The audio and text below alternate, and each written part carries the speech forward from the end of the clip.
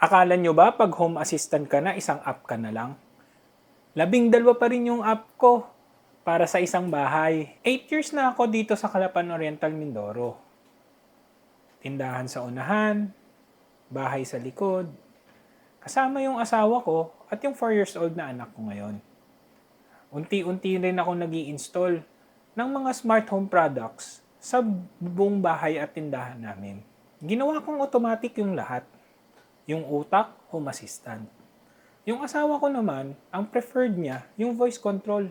Mas madali daw kasi yun kaysa gamitin yung app. Pero sa totoo lang, hindi lahat smooth. Ito yung tatlong bagay na natutunan ko ng pagbili ko ng mga smart home products dito sa Pilipinas. Una, yung apps. Pangalawa, presyo.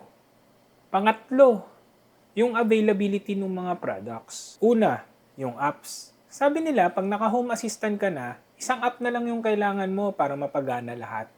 Pero sa ngayon, ang naka-install sa phone ko, 12 na app. Pero, dalawa lang yung apps na gamit ko dito araw-araw.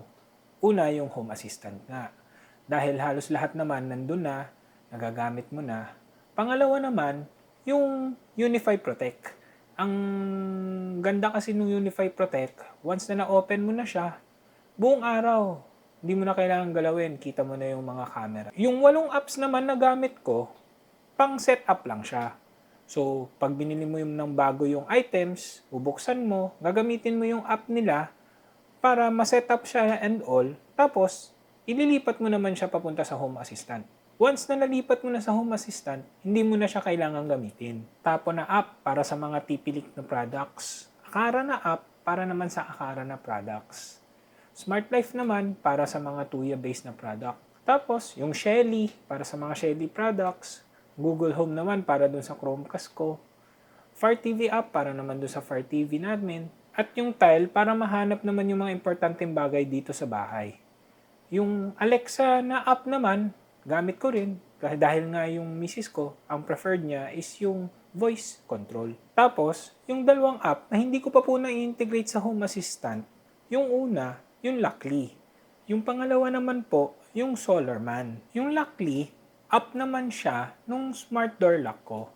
Ginagamit ko lang yon pagka kailangan kong buksan yung door. Hindi ko siya ma-integrate ngayon, pero may nakita na ako sa internet na may kailangan kang bilhin na bagong hub. Matter over thread na yon.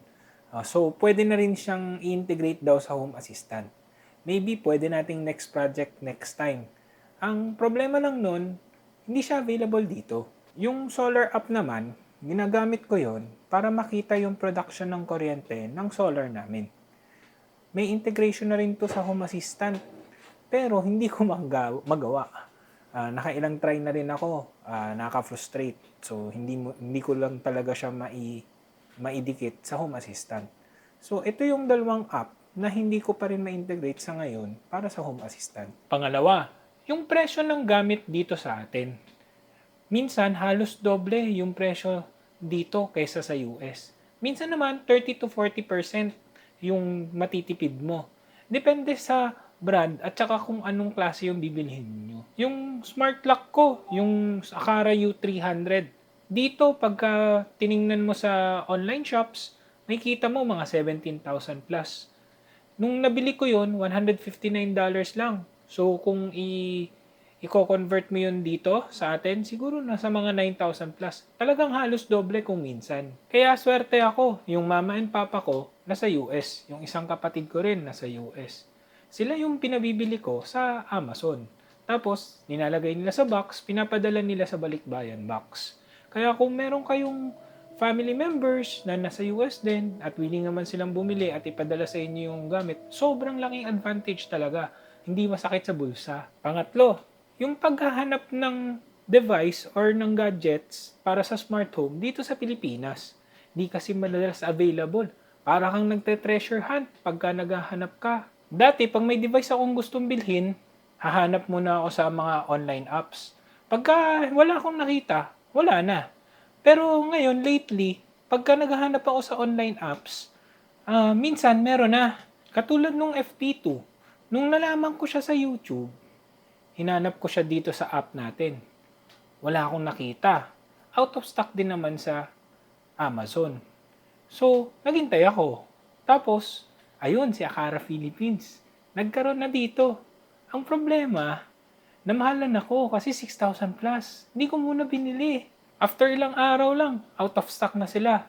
Naghintay uli ako. Kaso nga lang, sa tagal nung wala silang stock, nakapagpabili na ako sa US. Akara Philippines, baka naman. Dalhin nyo naman po dito yung mga iba pang items or devices na wala pa po dito sa Pilipinas. So, ayun, 12 apps, presyo dito na halos doble. Treasure hunt sa paghanap ng mga devices. Pero alam nyo, yung pinakagusto ko, kahit ganun yung pinagdaanan ko sa pagbili ng mga devices, unti-unti nang kumukunti yung listahan or yung mga apps ko. Malaking tulong dito yung Matter over Thread.